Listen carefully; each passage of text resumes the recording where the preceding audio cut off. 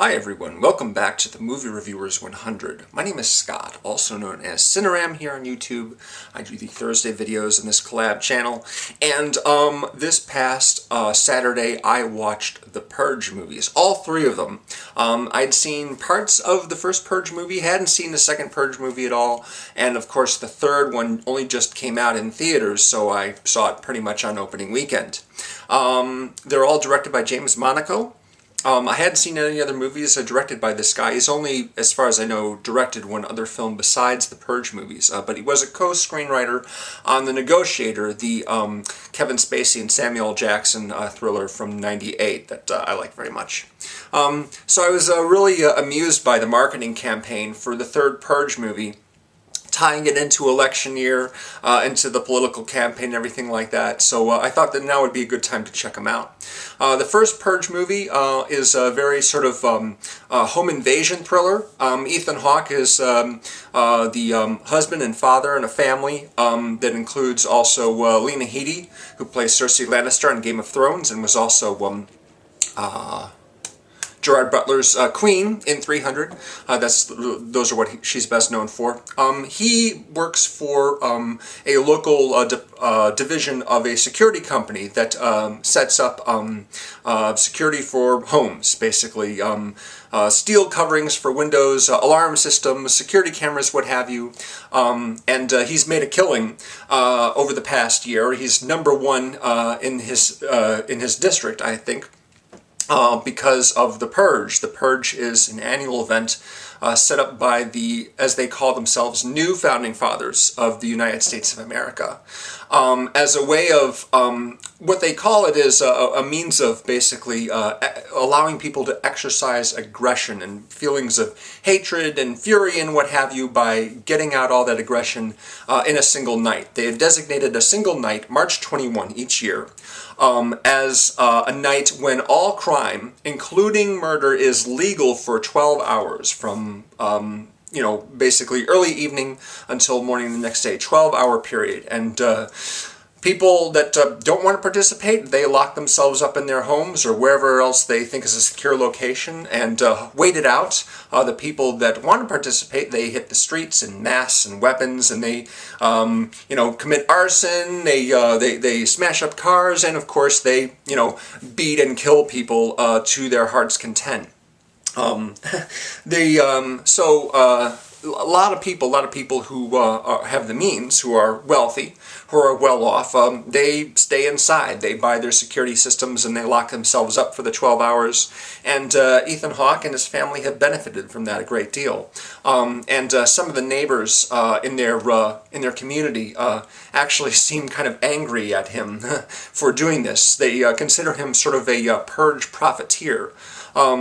And that's a little odd because, you know, he is, you know, providing a service, a very valuable service for them, you know, to keep themselves out of the fray and out of harm's way.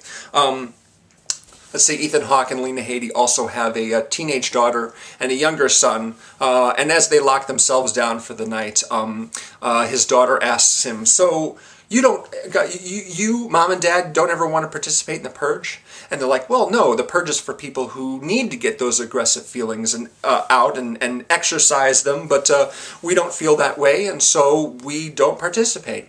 And the daughter says, "But if you did feel that way, would you?" And Ethan Hawke goes, "Well, I guess we might." And Lena Headey, his wife, looks at him like, "What are you talking about?" And his daughter's like, "What are you talking about? You would actually go out and like hurt and kill people, you know?" That's my favorite scene in the movie, actually. You know, the daughter doesn't like the idea at all. And unfortunately for her, her boyfriend, who is a bit older than her, he's at least 18, whereas she is not quite there yet. Her father has forbidden her from seeing him. And before the big lockdown, he has actually snuck back into the bedroom of his girlfriend, you know, and says, "Oh, hey, you know, I mean, we're locked down, so there's nowhere I can go for the night. But I tell you what, I'm going to use this opportunity to have a man-to-man talk with your father about, you know, what I want for you, how much I care about you and such." But as it turns out, that's a lie. He's actually planning to kill Ethan Hawke because it's Purge Night and all crime is legal, you know. I'm sure his girlfriend won't be upset about her father getting killed by her boyfriend. Anyway, doesn't go so well for him. The other thing that happens is that there is a black homeless guy who's running around the neighborhood asking for someone to let him in and protect him because there's a mob of people after him that want to hurt him or kill him or what have you. And Ethan Hawke's young son opens the shutters long enough to let the guy in.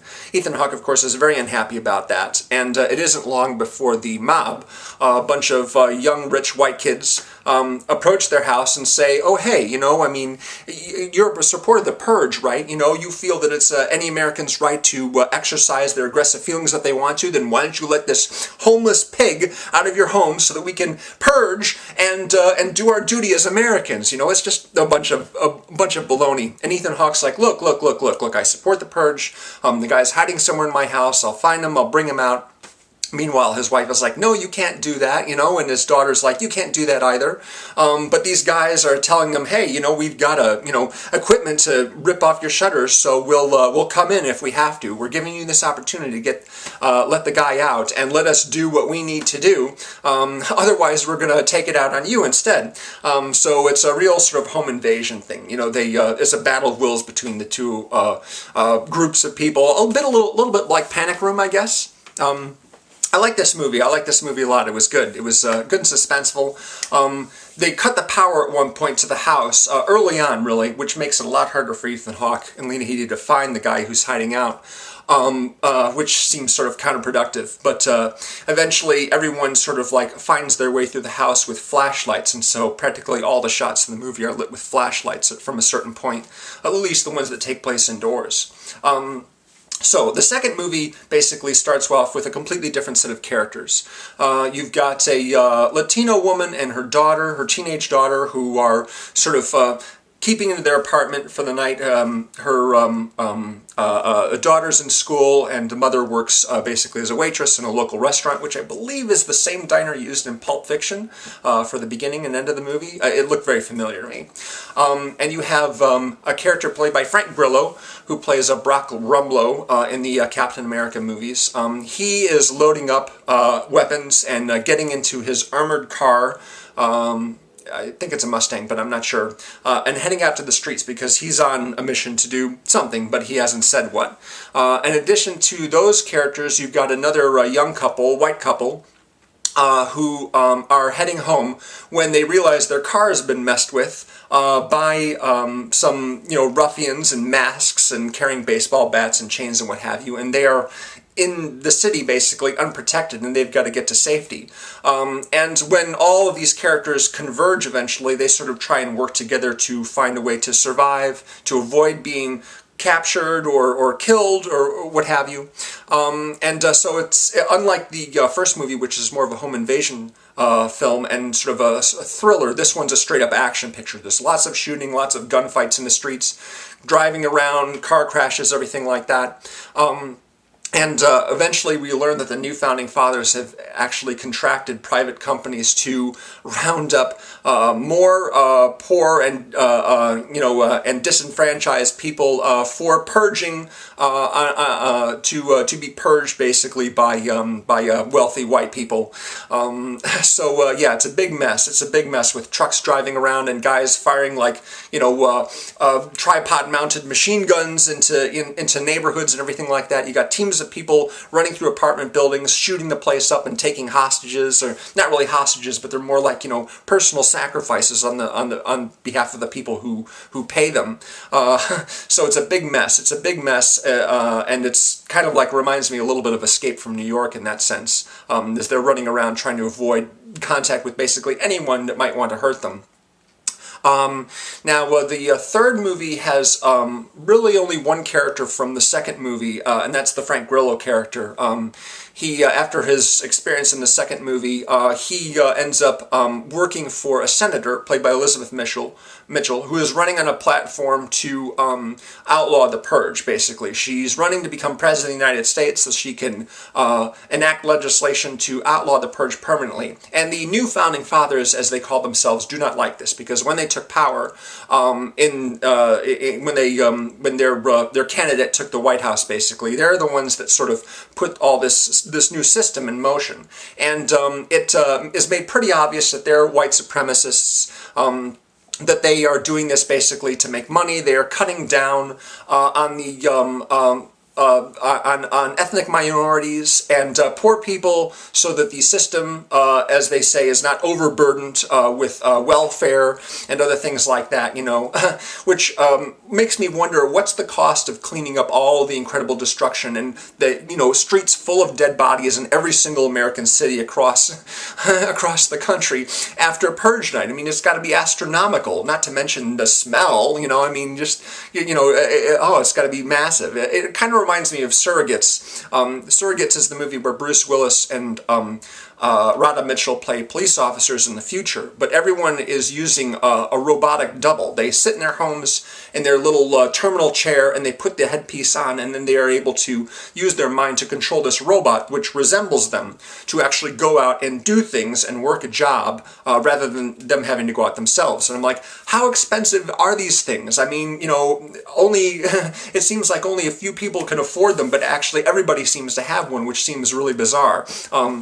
So the expense involved in cleaning up after the Purge sort of reminded me of that, and I'm just like, man, it's got to be an absolute mess. But the people who are part of the white new founding fathers, as they call themselves, who are in control of the government, they're led by Raymond J. Barry, who's an actor I've admired, you know, since the 90s, and he is just absolutely totally evil, 100% evil. All these guys are terrible. They have their own candidate who's running against Elizabeth Mitchell. I think they call him the Minister or something like that. That's not his real name, it's just what they call him. And he is pro-Purge, and Elizabeth Mitchell's anti-Purge. So what they do is, there is this condition of the Purge that people who, as they say, are level 10 government workers, the people who, like the president or the cabinet or whatever, all the highest level government people are exempt from the Purge, meaning like it's illegal to commit crimes against them, such as kill them. And they're like, I tell you what, you know, I mean, she is saying, you know, that we're, you know, only for rich people and not for poor people, so we'll do away with that law. We'll say absolutely everyone in the country can be killed on Purge Night, no matter what they work for. And of course, this gives them an excuse to target Elizabeth Mitchell, the candidate who opposes the Purge in the first place. And Frank Grillo is now working as our head of security. I can't remember, in the movie he does, in the second movie he doesn't really have a name. Somebody calls him Sergeant, but he's called Leo, I think, in the third movie. Anyway, so part of her the people on her staff betray her, a lot of her security detail gets killed, and these this team of special forces guys who all have like swastikas and white power written on them invade her home to assassinate her, and so it's up to Frank Grillo, basically the lone guy, basically, to protect her and keep her safe throughout the 12 hours of the Purge, so that she can, you know, win the election and outlaw the Purge in the first place.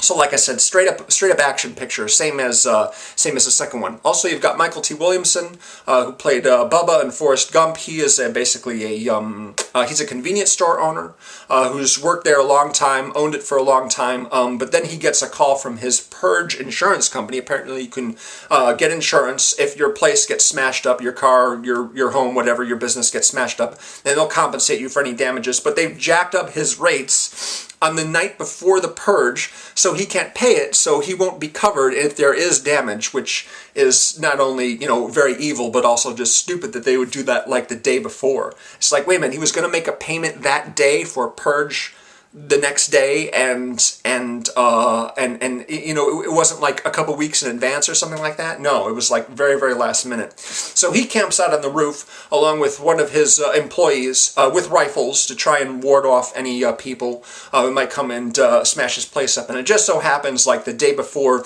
there are a couple private school girls who are being real nasty to him, and they arrive basically with weapons to, you know, destroy the place, you know, and punish him for you know, just messing with them, that kind of thing. Although he didn't really mess with them, he's just, you know, protecting his store. So it sort of goes on for there. Again, a lot of these characters end up converging. They end up finding sort of underground hospitals and treatment centers for people who've been hurt by people who are out purging. But the lines are very, very clear. You've got, you know, the wealthy white people who are paying people with guns, basically, to bring them victims so that they can kill them, so they can purge. They're paying through the nose for that. And of course, the people that they're targeting are almost all ethnic minorities and poor people who can't afford big elaborate security systems or lots of weapons to protect themselves with. It's very, very overt class warfare. Now, the difference between the second and the third Purge movies for me is that the third Purge movie is a lot worse than the second one. There is so much overacting in the third movie. I mean, half the cast will give Nicolas Cage a run for his money. I mean, they are just... The characters who are evil are just flat out aggressively evil, either that or they just act crazy, they just act insane for no reason at all. People I was watching in the movie with were just like laughing at just how over the top some performances were. And on top of that, it gets really, really sappy in the end, very, very sappy, and just like kind of just makes you want to gag just how sappy it gets, because people, characters we're meant to care about and end up losing their lives or being hurt really badly, and they sort of play up the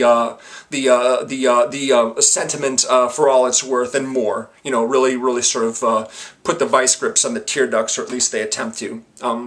It doesn't work. It doesn't work at all. Michael T. Williamson, he gets like the lion's share of the comedic moments in the movie.